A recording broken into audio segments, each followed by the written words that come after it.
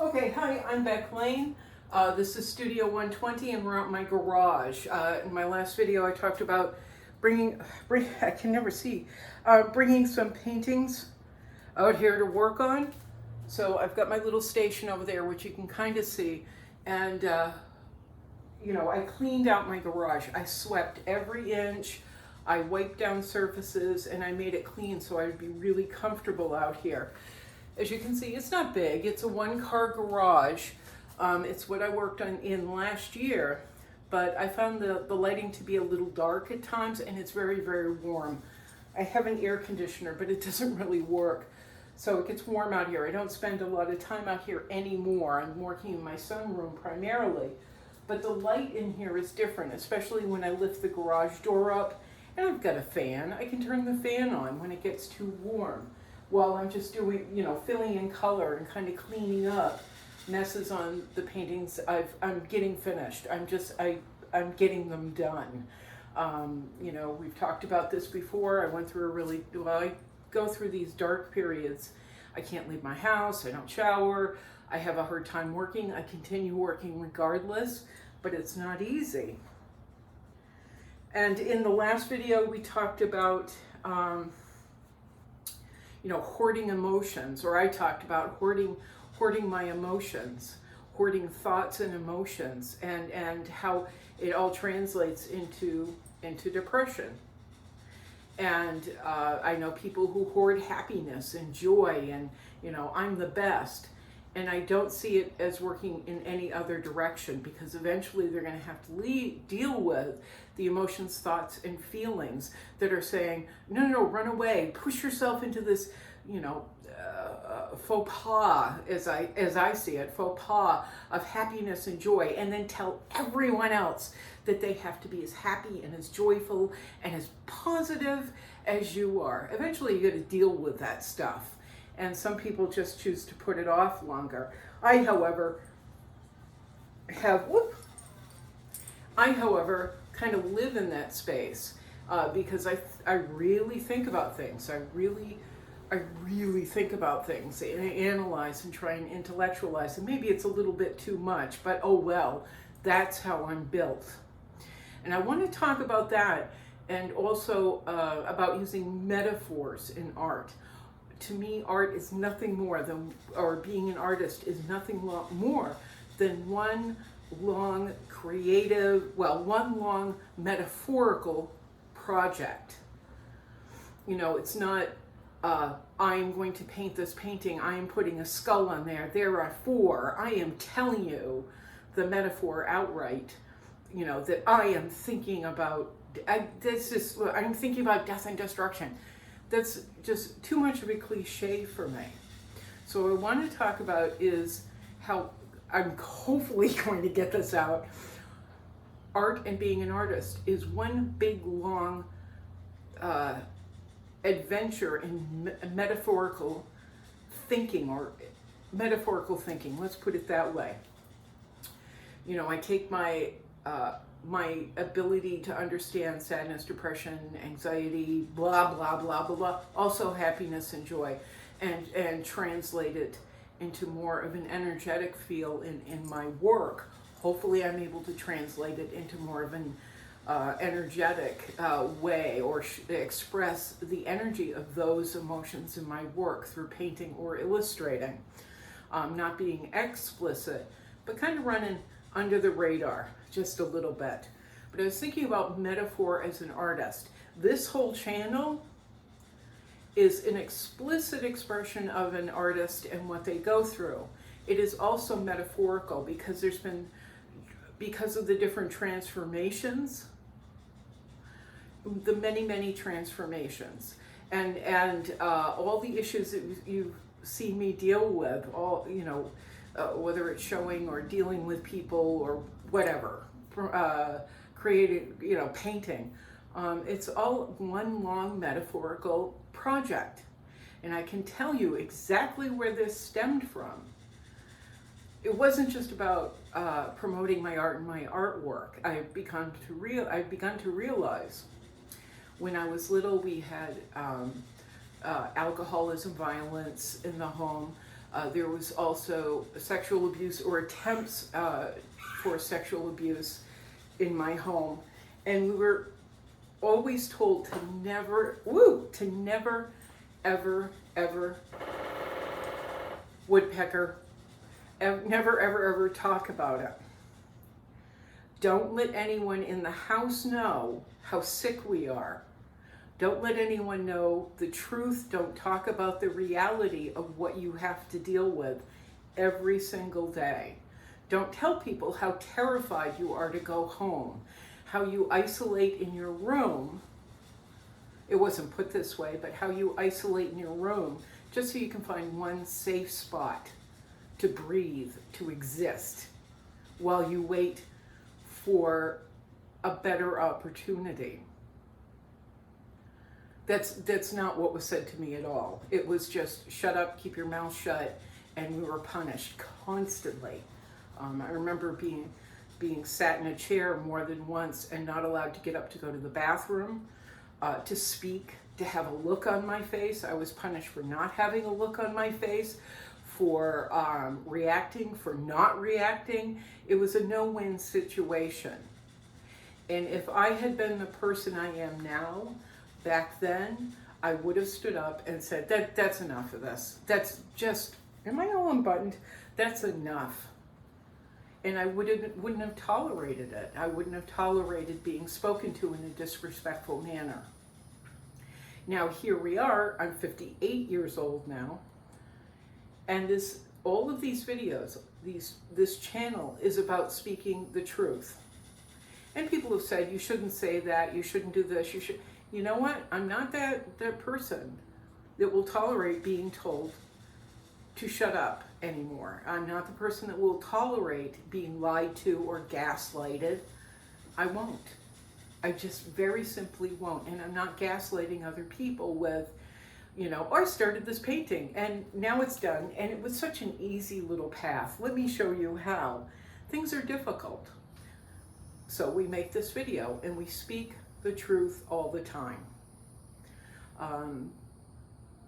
What was it? There was something I was going to touch on, but maybe we'll skip that. So the channel is a metaphorical project, in a way. It's also, I think it's the first time anybody's done this, especially for 8 years. But it's also a way for other artists to go, oh, okay, you can say that out loud. I can say this out loud. Kind of like to open the gates, to relieve the pressure. There's somebody out there who's saying the truth. And that also ties into actually creating our artwork and our projects, developing projects. As I keep saying, I hate cliche. I absolutely hate cliche.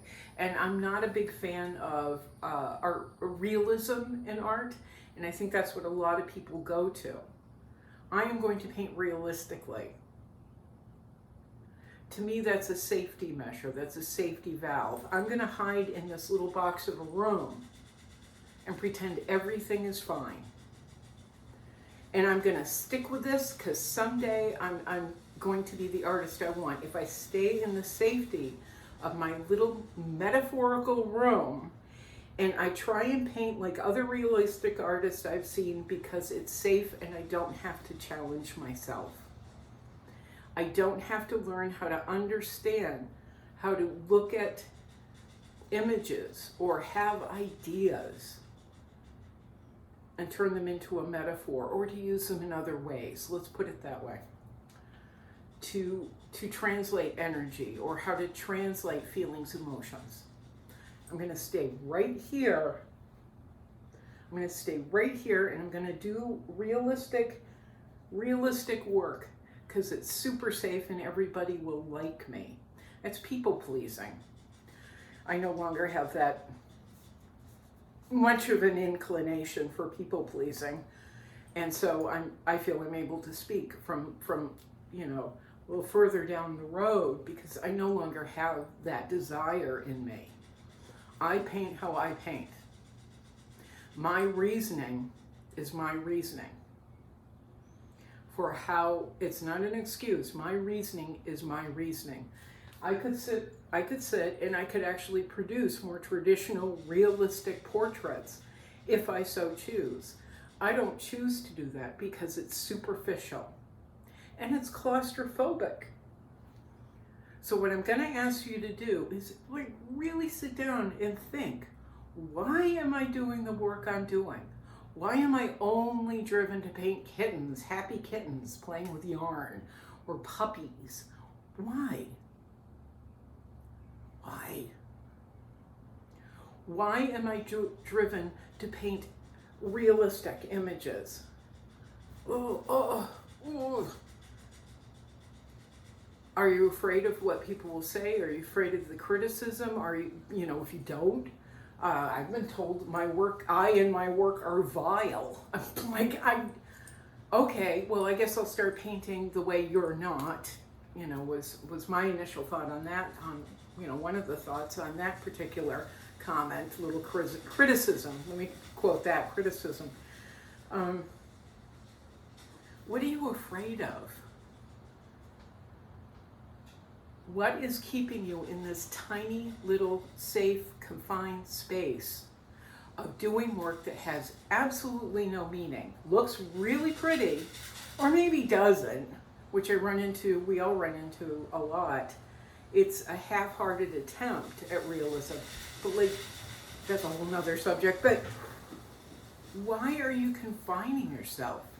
Why are you not taking that leap? And this is part of becoming a very serious artist, a professional artist. Why? Why are you not taking that leap? Somebody told you sucked. Oh, okay. Who cares? They're not tying your hands together. They haven't tied, they're not putting you in binds. You are. You have made that decision. So what's another reason? I don't know how. Okay, why? Nobody taught me. Okay, why? Just keep asking the questions, why? Why did nobody teach me? Well, because I didn't ask, is one very good answer and a very popular one I get. And who cares if nobody taught you? You're watching this video. I'm telling you outright the truth, and telling you more than anyone ever told me, anyone ever taught me about what it is to be a real artist. So we can sit in those little tiny confining rooms, or we can keep asking ourselves this big question: why?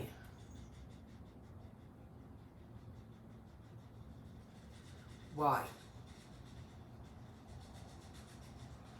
And I'll tell you from experience, from my vast professional great experience, it is better to get to the bottom of it and start finding your way. Start finding who you are as an artist and being experimental and letting yourself fly.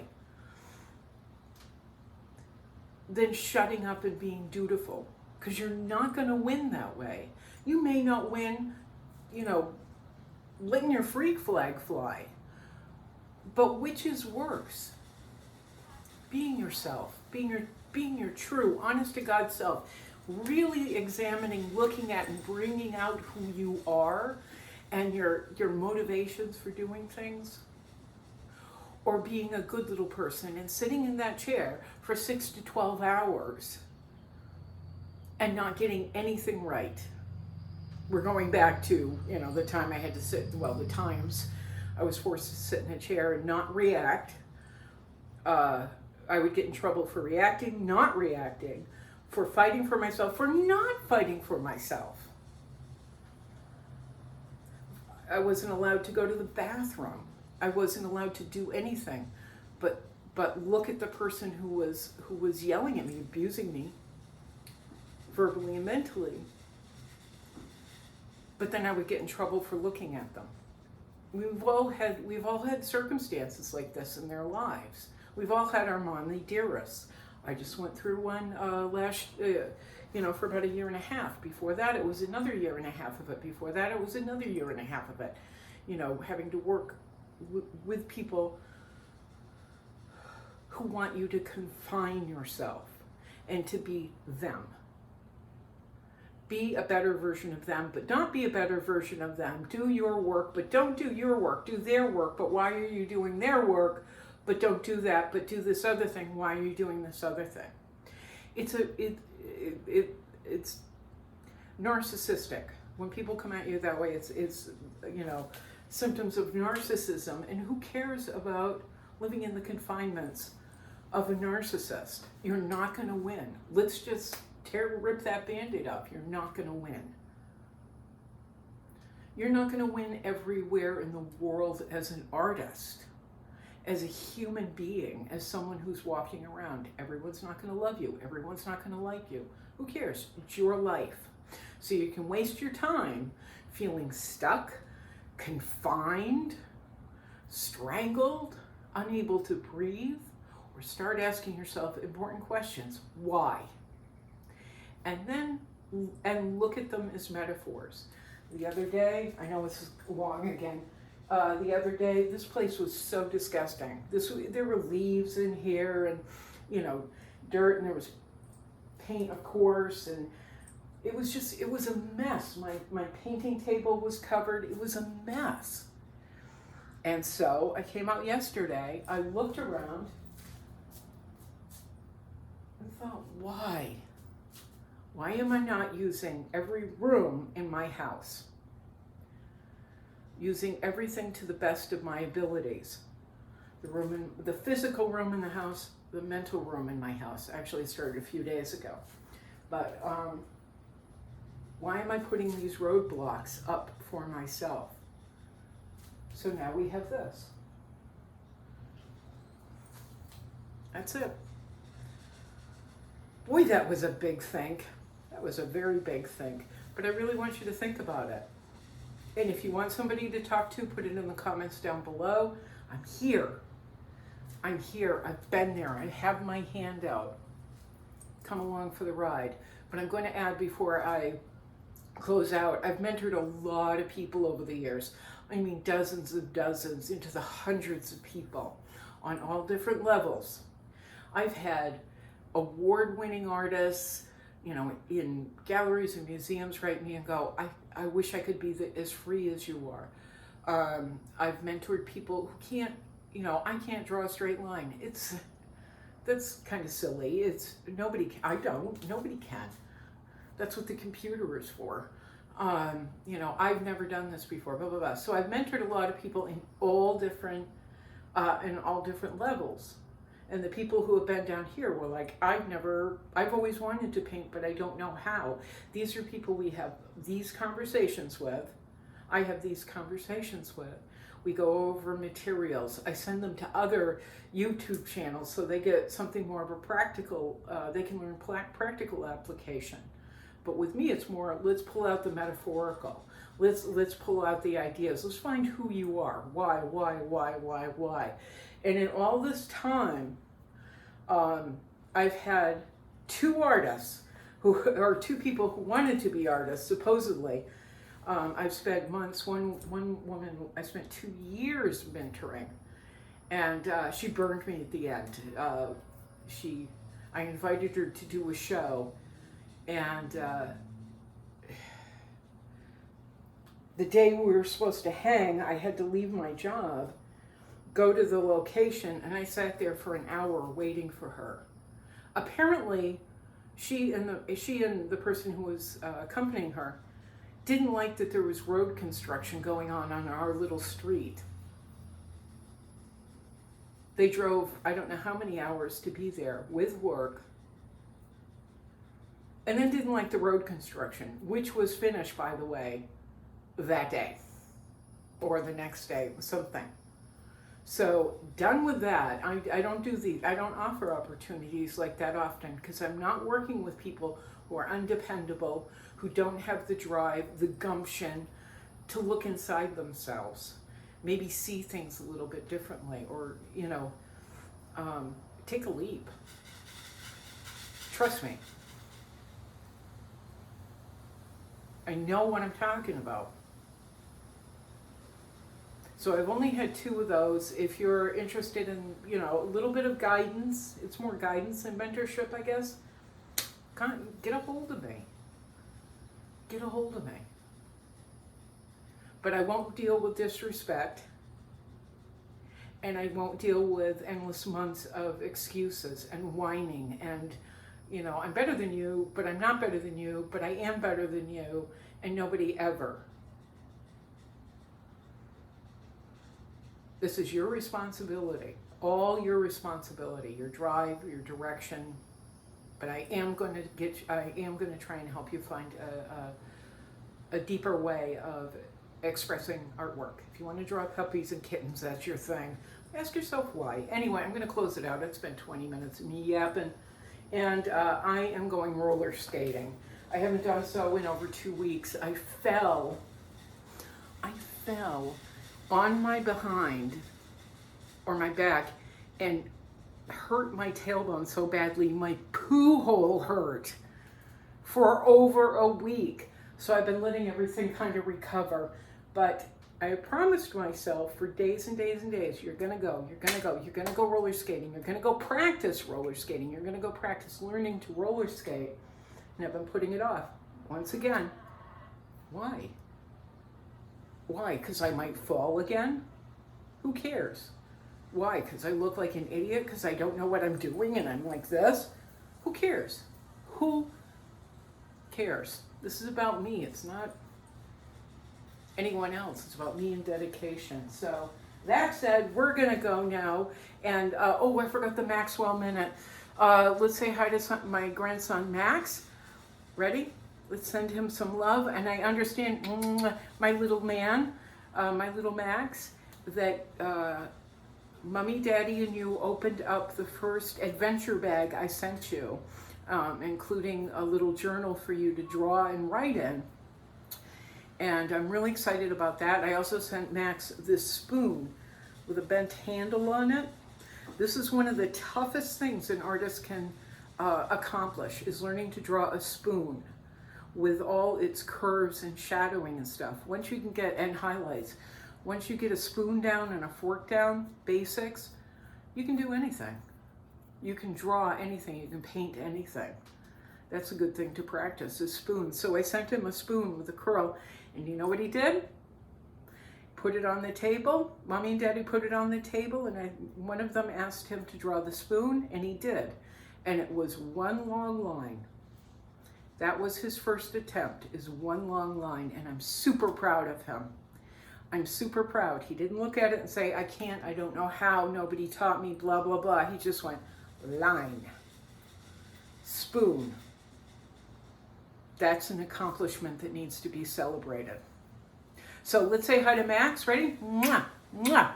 Max, Grammy loves you. Grammy Grams loves you. You are my sunshine, my only sunshine. You make me happy when you're drawing spoons every day. You'll never know, Max, how proud I am of you. Go be your best, Max, every day. Love you, Maxwell. From my toes to the moon, honey pie, I love you. And I'm more proud of you. My pride for you is bigger than the whole sky with all the stars in it. All right, ready, Carrie? We're going to say ciao now. Ciao, ciao. Oh, if you'd like to help to support Studio 120, all the links are down below, including links to Patreon, where you can supply monthly support. Monthly support starts at $5 a month and goes on up to $35, $50, $100. It goes up to being able to purchase a painting out of the catalog that I have, catalog of paintings, and that's something we can go through. Also, a link to TeePublic, where you can buy my artwork printed on t-shirts. I'm not wearing one now, but t-shirts, mugs, notebooks, sketch pads, tote bags, all kinds of things. So TeePublic, the link is down below. Also, I take tips through Cash App and PayPal. Cash App, you send any amount you want. The link for that is down below, the same with PayPal. All right, here we go, Carrie. Ready? Ciao, everybody. Ciao. Go ask yourself, why? Why? Why am I watching this video? All right, ready? Ciao. Ciao. Meow. Meow. Meow. Boink.